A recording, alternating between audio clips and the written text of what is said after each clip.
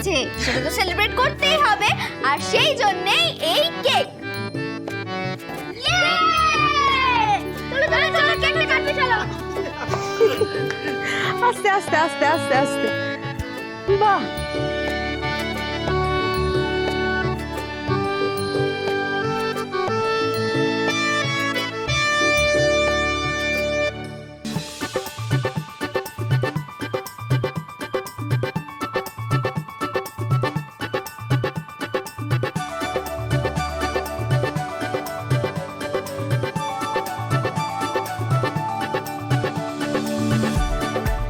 Thank you so much. Actually আপনি আসার পর থেকে এই বাড়িতে প্রত্যেকটা দিন ভীষণ হৈ হৈ করে কাটছে।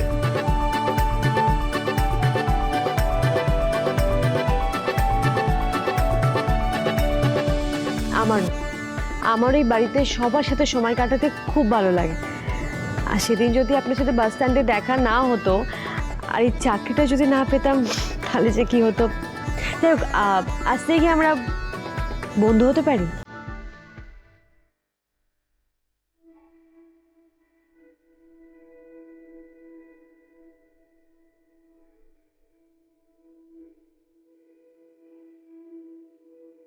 আচ্ছা, আমরা বন্ধু তো? অফকোর্স, এটা আবার বলার কি আছে?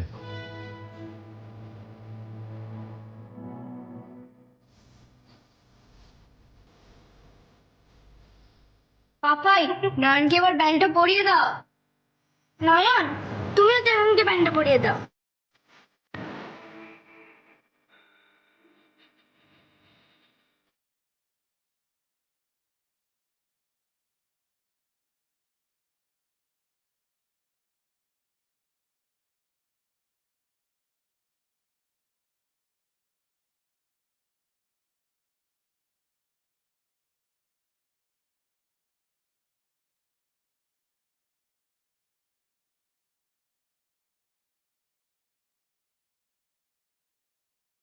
আপনার মতো বন্ধু পেয়ে আমি কিন্তু সত্যি খুব খুশি। আপনি খুব ভালো মানুষ মিস্টার রয় চৌধুরী। আপনি যেভাবে মল্লারকে অ্যাক্সিডেন্ট থেকে বাঁচালেন,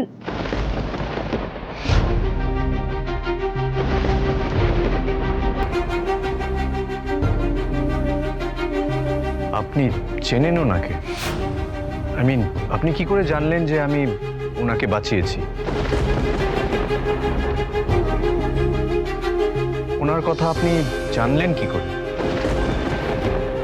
ওই যে অনি ভাইয়া, আমরাই বললাম না। হ্যাঁ হ্যাঁ পাপাই, আমরাই তো বললাম নয়নকে ডক্টর মল্লার ব্যানার্জির কথা।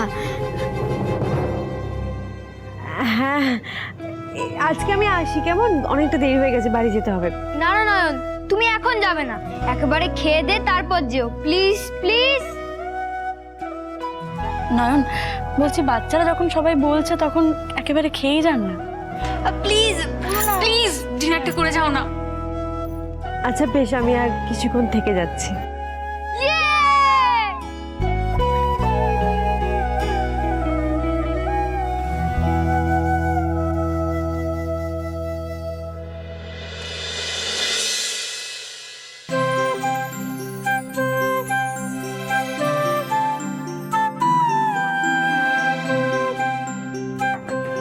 এই আরো শোনা, কোথায় যাচ্ছ তুমি? আজকে দুজনকে একদম ডিস্টার্ব করা যাবে না। আমরা যে যার মতো নিজেদের ঘরে গিয়ে ঘুমিয়ে পড়বো, আর আজকে তুমি আমার সাথে ঘুমোবে, কেমন? কিন্তু গ্র্যানি, ঘরে কোনো শব্দ নেই কেন? বাপাই আর মাম্মামকে এত তাড়াতাড়ি ঘুমিয়ে পড়লে? দাঁড়াও, আমি দেখে আসছি। না না, আরো আরো শোন, যাস না, আরো আরো শোন, আরো।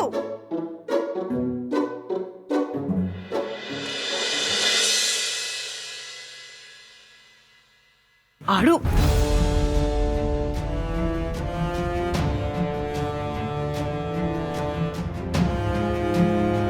এ কি, বৌদিমণি তো এখনো আসেইনি।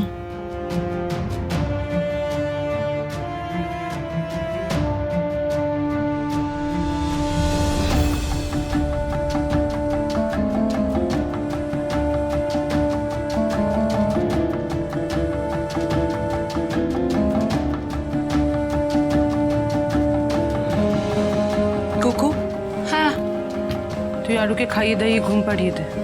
হ্যাঁ চল আরু শোনা চল।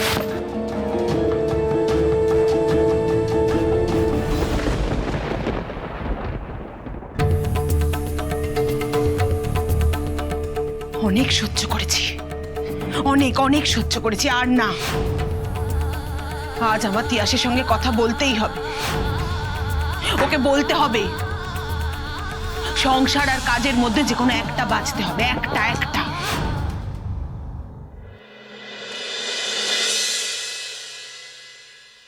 এ কি অন্ধকার কেন?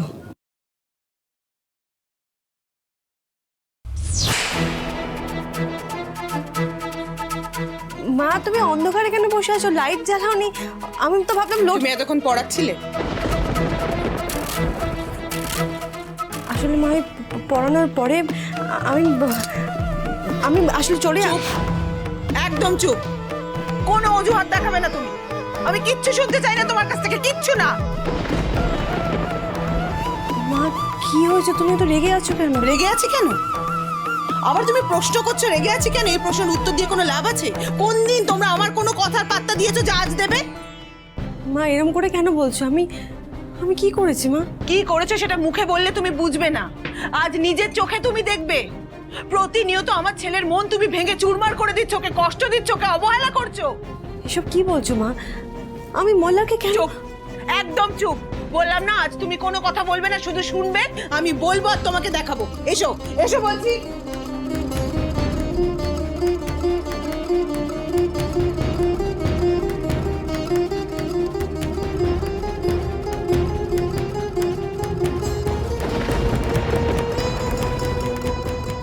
বলো কি বলার আছে তোমার?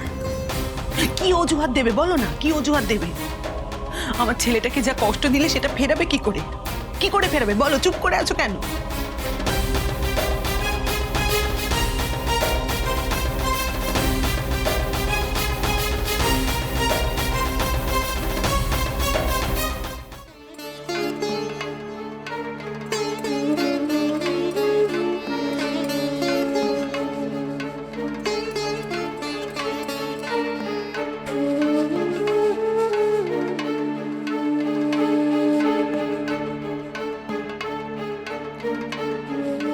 মা আমি আমি মা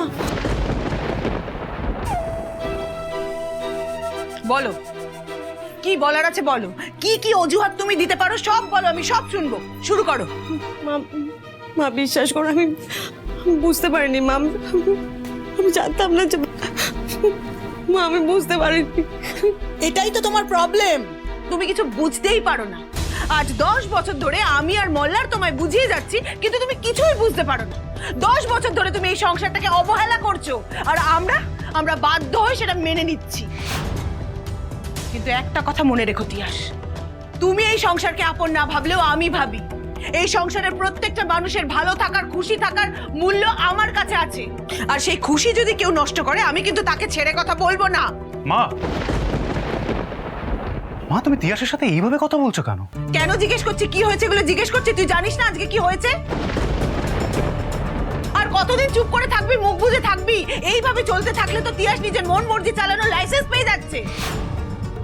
মা একটু শান্ত হও, এইভাবে রিয়্যাক্ট করার মতন কিছুই হয়নি। হ্যাঁ হয়েছে, এইরকম ভুল তিয়াসের আরো আগে হয়েছে। ও আরুকে ইগনোর করেছে, তোকে ইগনোর করেছে, আর আমি দিনের পর দিন সেগুলো দেখেছি আর সহ্য করে গেছি।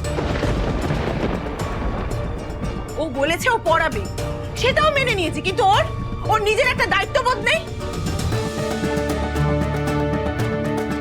আর যদি নাই থেকে থাকে তাহলে ওর ভুলটা ধরিয়ে দেওয়া প্রয়োজন মল্লার। তুই অন্ধ ভালোবাসায় চোখে পট্টি পড়ে থাকলে আমি সেটা করতে পারবো না। আরু শোনা যায় না, শুনে এখানে বড়রা কথা বলছে।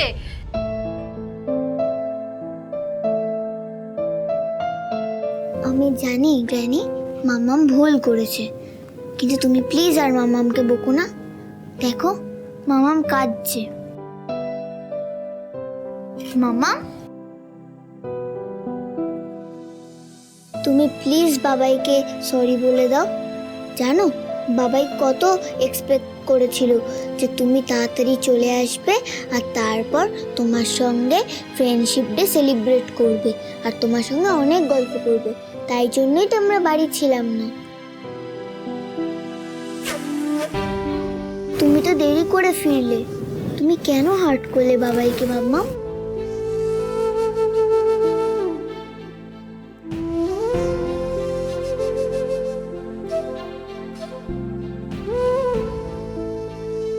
আই এম সরি মল্লার, আমি বুঝতে পারিনি, আমি সত্যি জানতাম না যে এরকম কিছু হবে। জানলে আমি দেরি করে আসতাম না। পারলে আমায় ক্ষমা করে দিও।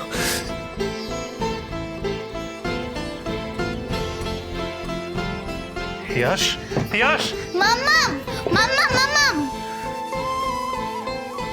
এটা তুমি কি করলে মা? কেন করলে? এটা তো আমার আর তিয়াসের ব্যাপার, তুমি কেন মাঝখানে পড়ে রেগে গিয়ে পুরো ব্যাপারটাকে ঝামেলায় পরিণত করলে? আমি ঝামেলায় পরিণত করলাম? আর তিয়াস যে এত বছর ধরে তোকে অশান্তিতে রেখেছে তার কি? মা, এটা তোমার ভুল ধারণা। আমি তিয়াসের সাথে যথেষ্ট সুখে আছি। তা তো হবেই, কারণ ওর কাছ থেকে তোর কোনো এক্সপেকটেশনই নেই। সেই জন্য তো 10 বছর ধরে তোরা আলাদা থাকছিস।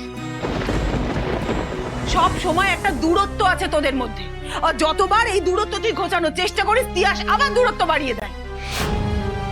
তুই এগুলো সহ্য করতে করতে অভ্যস্ত হয়ে গেছিস মল্লার, কিন্তু আমি তোর সাথে হওয়া অন্যায়কে কিছুতেই মেনে নেব না, কিছুতেই না।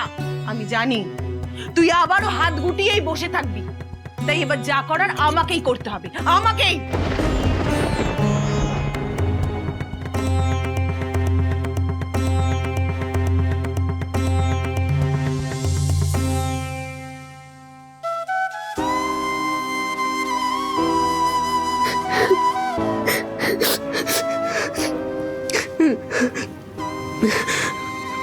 আমি কি করে এতটা সেলফিশ হয়ে যাই,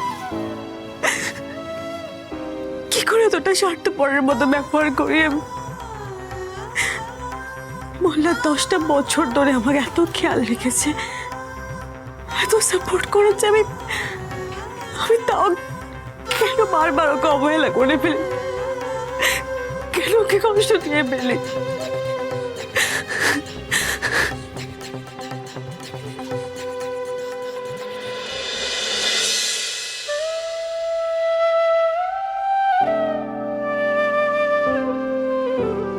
তুমি সেলফিশ নও মামাম, তুমি খুব ভালো। তুমি আমাদের কত খেয়াল রাখো, কত ভালোবাসো। তুমি তো আমাকে বলেছো মামাম যে ভুল সবার হতে পারে, কিন্তু ইম্পর্টেন্ট হলো যে নিজের ভুলটা বুঝতে পেরে সেটাকে শুধরে নেওয়া। তুমিও তাই করো মামাম। বাবাই আজকে যে কষ্টটা পেয়েছে সেটা না তুমি কালকে কম্পেনসেট করে দিও, তাহলেই দেখবে সব ঠিক হয়ে যাবে।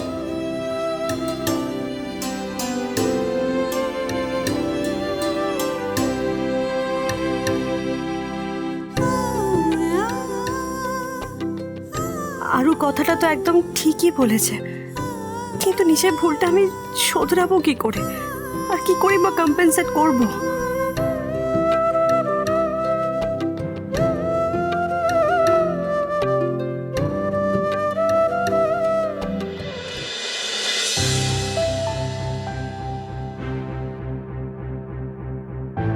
আজকের দিনটা কিন্তু খুব ভালো কাটলো জানেন।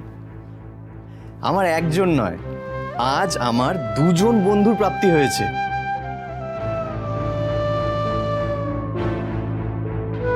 আপনি আমাকে বলতেন না আমার লাইফে একজন ভালো বন্ধুর দরকার, তাই দেখুন আজকে একজন নয় বরং 2জন আমি ভালো বন্ধুকে পেয়ে গেলাম আমার লাইফে। আর তার মধ্যে একজন কিন্তু আপনার মতোই দেখতে। হ্যাঁ নয়ন, আপনার মতো দেখতে হলেও আপনার মতো অত চালাক চতুর নন, তাই তো ভুলো মনে বলটা আমার হাতে দিয়ে দিল। আমি বলটাকে পাট করে বাস্কেট করে দিয়ে আমার টিমকে জিতিয়ে দিলাম। তাই বলছি আমাকে কিন্তু আর বুড়ো বলা চলবে না। জানেন তো এই বাচ্চাগুলোর সাথে থাকলে না আমার মনের মধ্যে একটা অদ্ভুত এনার্জি থাকে। I really feel good. তাই আমি ফরএভার ইয়াং, বুঝলেন?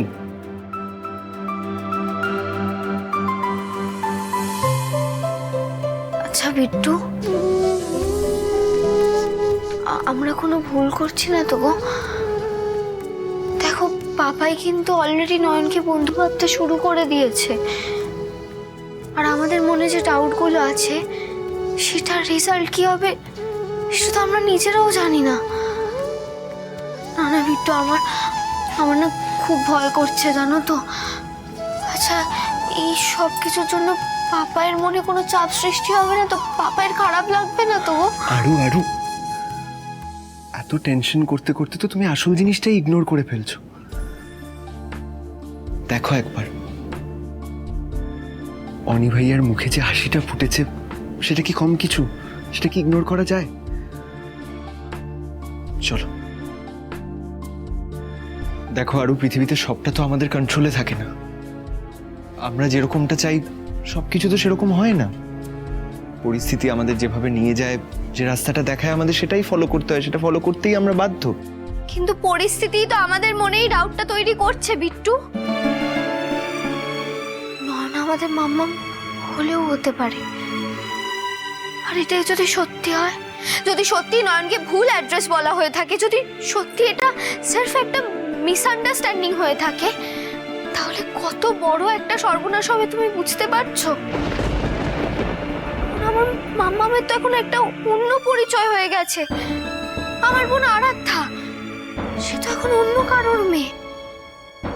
আমার মাম্মামের এখন পরিচয় সে মিসেস তিয়াস ব্যানার্জি। দেখো আরো, সেই ব্যাপারে কনফার্ম হতে গেলে নয়নকে মানে তিয়াস ব্যানার্জিকে 10 বছরের আগের কথাগুলো মনে করাতে হবে। আর তার জন্য সেই সময়ের পুরনো ঘটনা, পুরনো স্মৃতিগুলো নয়নের সামনে তুলে ধরতে হবে। অনি ভাইয়ার সাথে নয়নের বন্ধুত্ব করাতে হবে। এই সব কিছু হলেই এই সিচুয়েশনটা ট্রিগার করা পসিবল। এসব কি বলছিস তোরা?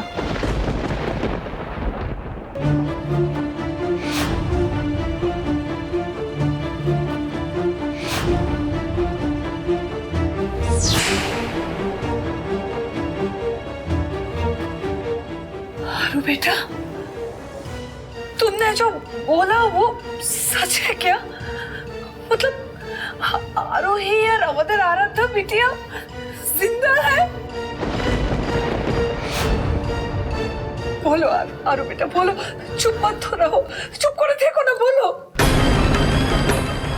আরু, আমার দিকে দেখ, সত্যি করে বল তোরা কি নিয়ে আলোচনা করছিস? বল না আরু, চুপ করে থাকিস না, বল না আরু।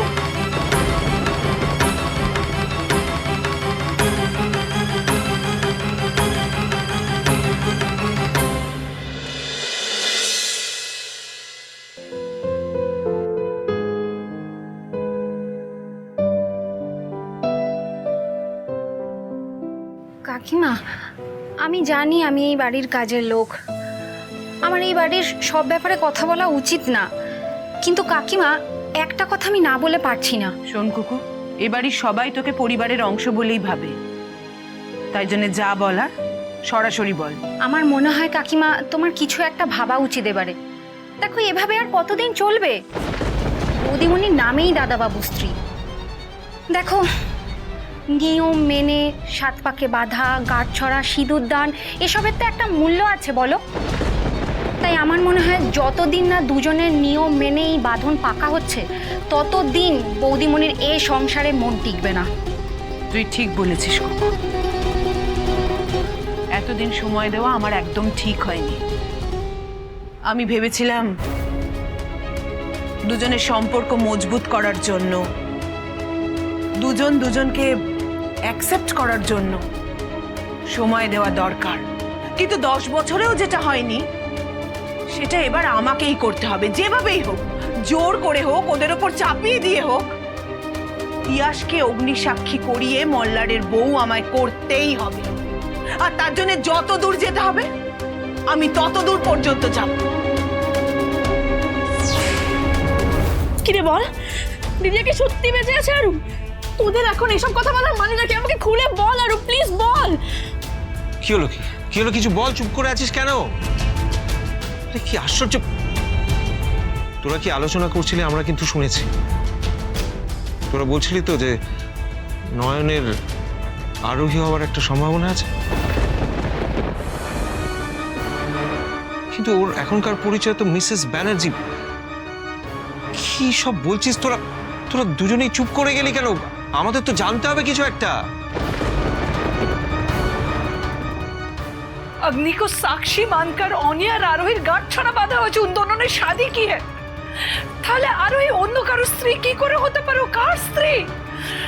আরো বেটা সাফ সাফ বাতাও, সব কিছু বলো আমাদের। দেখো, সবটা শুনে তোমরা কিভাবে রিয়্যাক্ট করবে, তোমাদের মনে কিভাবে ঝড় উঠবে, এত কিছু ভেবে আমি এতদিন তোমাদের কাউকে কিচ্ছু জানাইনি। অংশু বাবানের বন্ধু আরাধ্যা, নয়ন আসলে ওরই মা। ওনার নাম এখন তিয়াস ব্যানার্জি। আর পাপাই যাকে অ্যাক্সিডেন্টের হাত থেকে বাঁচিয়েছিল সেদিন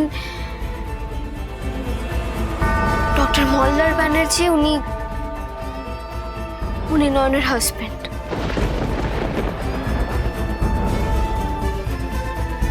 এসব কি বলছিস তুই? আমার না কিরকম সব তালগোল পাকিয়ে যাচ্ছে। আরে ঠিক করে বল না, আমাকে তো জানতে হবে সবটা।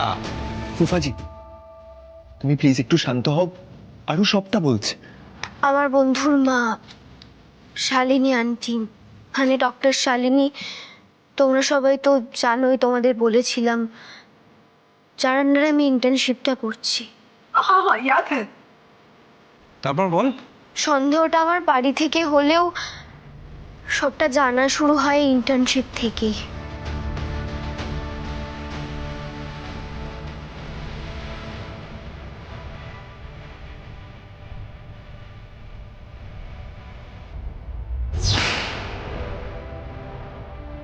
মল্লার আর মা আমাকে বলেছিল আমাদের আগের বাড়িটা নাকি আগুনে পুড়ে গেছিল।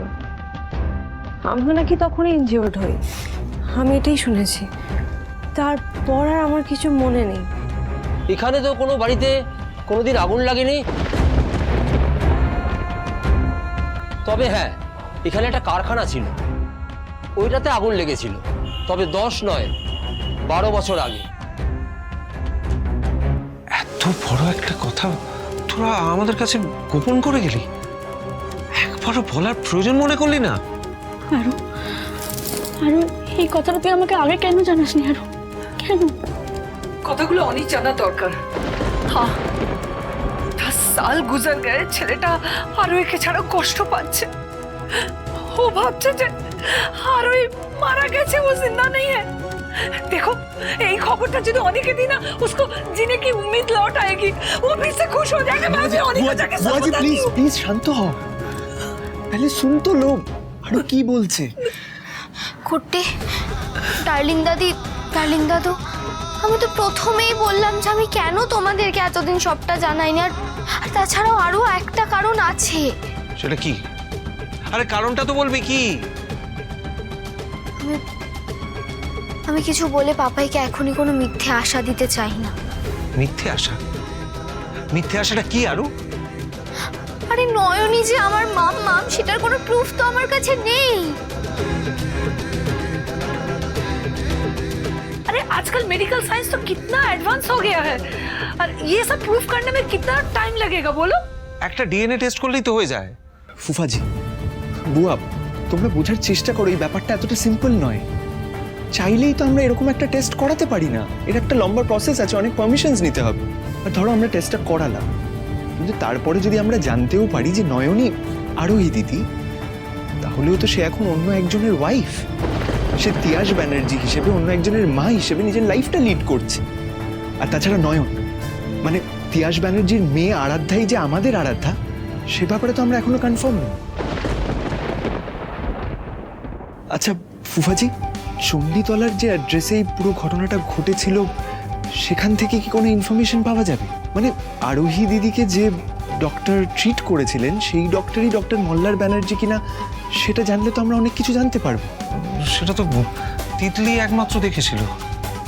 হ্যাঁ, আমি দেখেছিলাম ঠিকই, কিন্তু এতগুলো বছর পরে, মানে 10টা বছর পরে কি আমি ওনাকে দেখলেও চিনতে পারবো? কারণ সেদিন উনি মাস্ক পরেছিলেন, দেখার মধ্যে আমি ওনার কিন্তু দুটো চোখ দেখেছিলাম। না, অনি তো কিছুদিন আগে ওখানে গিয়েছিল, নিজের ফোন নাম্বারও দিয়ে এসেছিল যদি ডাক্তারবাবুর কোনো খোঁজ পাওয়া যায়। কিন্তু এখনো তো তেমন কিছু। তাহলে এখন আমাদের কাছে একটাই উপায়, নয়নকে সবটা মনে করানো। তাতেই একমাত্র যদি সত্যিটা জানা সম্ভব হয়।